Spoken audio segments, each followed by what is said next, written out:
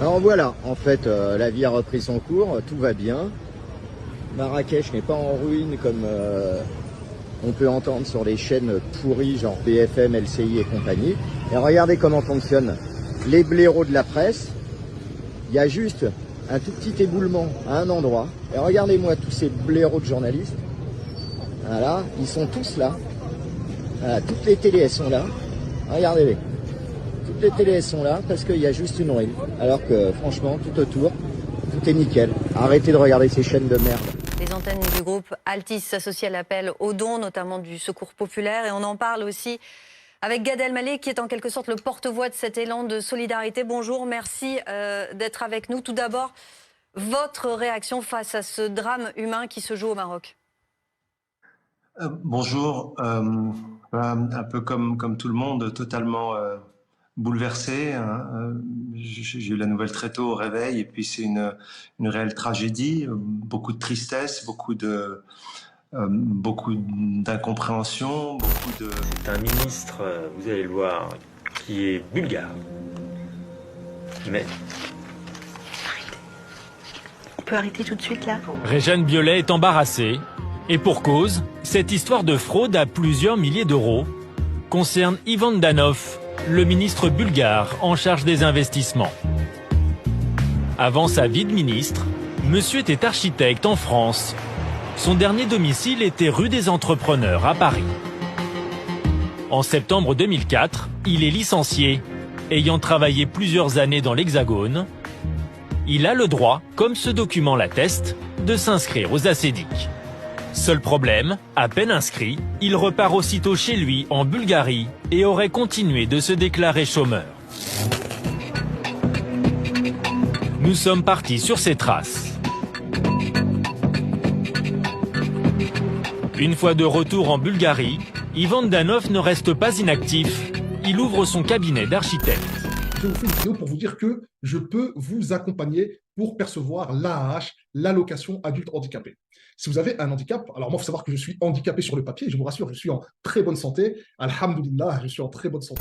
La belle surprise des derniers chiffres du chômage, il marque une forte baisse au mois d'août, moins 50 000 demandeurs d'emploi. Ces chiffres positifs du mois d'août sont les premiers depuis plus de 2 ans. Mais 5 jours plus tard, coup de théâtre. Pôle emploi reconnaît dans un communiqué que ce chiffre est faux. Je n'ai pas besoin de faire la guerre à l'Occident. Il me suffit de libérer l'Afrique et l'Occident s'écroulera de lui-même. C'était les mots de Vladimir Poutine récemment là. Qu'est-ce qui est en train de se passer? Eh bien, c'est exactement ce qui est en train de se passer. Faut pas prendre à la légère le fait que la France se fasse dégager d'Afrique. Le fait de se faire dégager du continent africain, ici, bon, les gens ont l'impression que bon, ça va pas les toucher. Bon, finalement, l'uranium, machin, bon, ok, ils vont trouver un remplaçant, machin. Mais il n'y a pas que ça. Pour faire court et très simple, alors d'après ce qui se dit, d'accord, le fait de se faire dégager d'Afrique, c'est une perte de 300 à 500 milliards de dollars ou d'euros, comme vous voulez, par an. Je répète, c'est 300 à 500 milliards d'euros de pertes par an. Le réchauffement climatique anthropique est un mensonge, une escroquerie. À un moment, il va falloir poser les choses scientifiquement. C'est pas une loi de la science. D'ailleurs, comme le rappelait très justement la climatologue, elle dit que ce sont des modèles. Ah voilà, un modèle, c'est pas la même chose qu'une équation.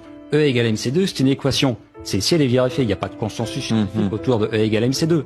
C'est vrai, ça marche, c'est comme ça que fonctionnent nos centrales nucléaires notamment, donc il n'y a aucune discussion là-dessus. Là, il n'y a pas d'équation équivalente avec d'un côté les émissions humaines de CO2 et l'autre côté avec du signe égal l'augmentation de température. Il y a des modèles. Un modèle, c'est quoi? On prend les données du passé, on formule un certain nombre d'hypothèses, on essaie de prévoir l'avenir. Ça, en tant qu'économiste, parce que ça tourne beaucoup en économie, ça marche pas. On l'a aussi constaté lors de la crise du Covid, où selon la période du collège, il y aurait 500 000 morts si on confinait pas. C'est d'ailleurs le chiffre qu'a repris Emmanuel Macron dans son intervention pour justifier le confinement. Donc c'est maintenant que ça ne servait à rien. Donc il n'y a pas de réchauffement climatique. Il y a de nombreux scientifiques qui le disent. Je suis pas certain qu'Elena soit d'accord avec vous. Il y a des associations climatiques comme Clintel qui réunissent des scientifiques, des experts qui disent qu'il n'y a aucune urgence climatique. Le prix Nobel de physique de 2022 a dit qu'il n'y avait pas de réchauffement climatique. Depuis qu'il l'a dit, il est bloqué sur tous les médias et les interventions qu'il devait faire dans des instances internationales. Donc évidemment, après on peut dire, tous les scientifiques qui s'expriment disent qu'il y a un réchauffement climatique. C'est faux. n'y a pas réchauffement. Pourquoi est-ce que ça a autant de poids? On va poser des questions à un spécialiste, on va poser des questions. On ouvre le débat. Réchauffement climatique depuis...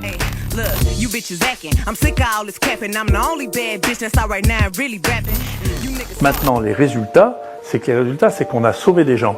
Mais tous ces gens qui ont dit, ce qu'ils continuent à dire parce qu'ils n'ont pas encore cliqué, c'est que ça allait être dangereux et ça n'allait pas marcher. Maintenant, on prouve sous la vérification d'un huissier, que parmi tous les patients qu'on a traités, il n'y en a aucun qui est mort à cause de l'hydroxychloroquine. Vous savez, quand vous traitez 30 000 personnes et qu'il n'y a pas une plainte, vous savez, c'est que vous soignez bien les gens. Les gens, ils savent ce qu'ils font. Tout à fait. Moi, encore une fois, je peux pas, parce que c'est le secret professionnel, vous dire combien de personnes m'ont téléphoné, combien de personnes sont venues se faire soigner, qui étaient la moitié des hommes politiques, des journalistes, encore une fois, des directeurs des propriétaires de journaux qui me crachent dessus maintenant. Donc c'est intéressant de voir cette mauvaise foi absolument extraordinaire pour que les gens n'aient pas besoin de reconnaître qu'ils se sont trompés. Et bien sûr, le fait de s'être trompé, ça a probablement des significations qui terrifient les gens. C'est que si avait été étendue nos stratégies thérapeutiques, il y aurait eu moins de morts. C'est ça la question. I'll be back. I'll be back. I'll be back.